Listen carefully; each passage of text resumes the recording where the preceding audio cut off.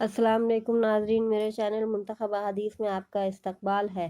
بسم اللہ الرحمن الرحیم۔ حضرت جابر بن عبداللہ رضی اللہ عنہما فرماتے ہیں کہ رسول اللہ صلی اللہ علیہ وسلم نے ہمیں اپنے معاملات میں استخارہ کرنے کا طریقہ ایسے ہی اہتمام سے سکھاتے تھے جس اہتمام سے ہمیں قرآن مجید کی صورت سکھاتے تھے۔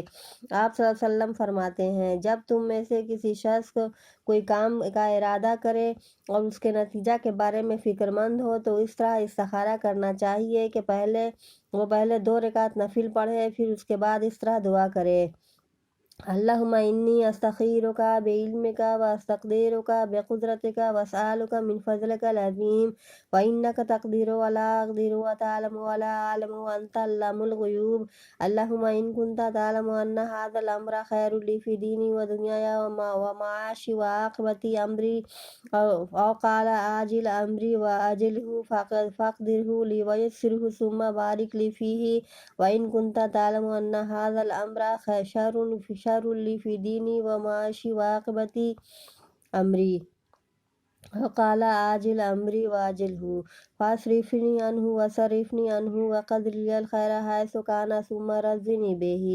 ترجمہ: یا اللہ، میں آپ سے آپ کے علم کے ذریعہ سے خیر چاہتا ہوں، آپ کی قدرت کے ذریعہ قوت چاہتا ہوں اور آپ کے بڑے فضل کا آپ سے سوال کرتا ہوں، کیونکہ آپ تو ہر کام کی قدرت رکھتے ہیں اور میں کسی کام کا قدرت نہیں رکھتا۔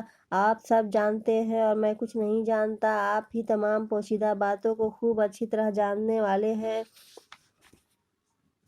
یا اللہ، اگر آپ کے علم میں یہ کام میرے دین اور میری دنیا اور انجام کے لحاظ سے میرے لیے بہتر ہو تو اس کو میرے لیے مقدر فرما دیجئے اور آسان بھی فرما دیجئے، اور پھر اس میں میرے لیے برکت بھی رکھ دیجئے۔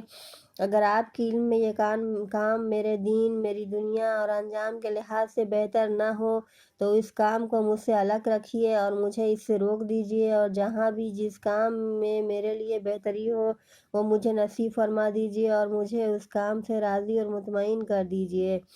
دعا میں دونوں جگہ جب ھذا الامر پر پہنچے تو اپنی ضرورت کا دھیان رکھے جس کے لیے استخارہ کر رہا ہے۔ بسم اللہ الرحمن الرحیم۔ حضرت ابو بکر رضی اللہ عنہ سے روایت ہے کہ رسول اللہ صلی اللہ علیہ وسلم کے زمانے میں سورج گرہن ہوا۔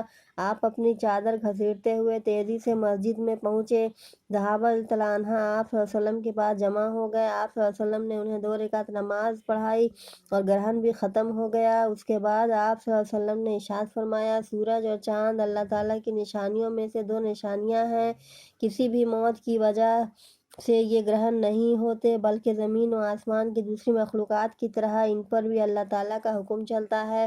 ان کی روشنی و تاریکی اللہ تعالیٰ کے ہاتھ میں ہے، اس لیے جب سورج اور چاند گرہن ہو تو اس وقت تک نماز اور دعا میں مشغول رہو جب تک ان کا گرہن ختم نہ ہو جائے۔ چونکہ رسول اللہ صلی اللہ علیہ وسلم کے صاحبزادے حضرت ابراہیم رضی اللہ عنہ کی وفات اسی دن ہوئی تھی، اور بعض لوگ یہ کہنے لگے تھے کہ گرہن ان کی موت کی وجہ سے ہوا ہے، اس لیے یہ بات رسول اللہ صلی اللہ علیہ وسلم نے ارشاد فرمائی۔ بخاری کی حدیث۔ بسم اللہ الرحمن الرحیم۔ حضرت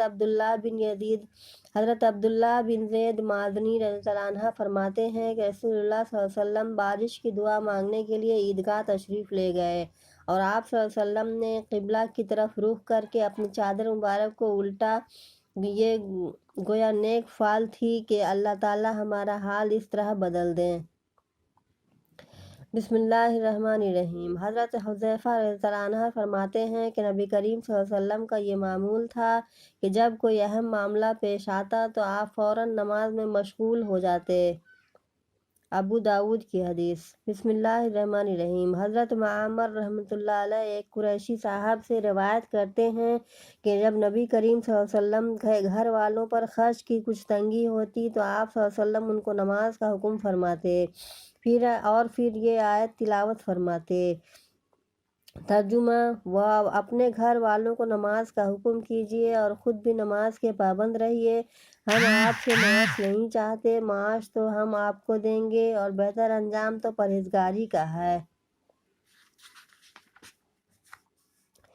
बिस्मिल्लाहिर्रहमानिर्रहीम। हज़रत अब्दुल्ला बिन अबी औफ़ा रज़ियल्लाहु अन्हा फरमाते हैं कि रसूलुल्लाह सल्लल्लाहु अलैहि वसल्लम के हमारे पास तशरीफ़ लाए और इरशाद फरमाया, जिस शख्स को कोई भी ज़रूरत पेश आए जिसका ताल्लुक़ अल्लाह ताला से हो या मखलूक में से किसी से हो, तो उसको चाहिए कि वज़ू करे, फिर 2 रकात नमाज़ पढ़े, फिर उसी तरह दुआ करे, ला इलाहा इल्लल्लाह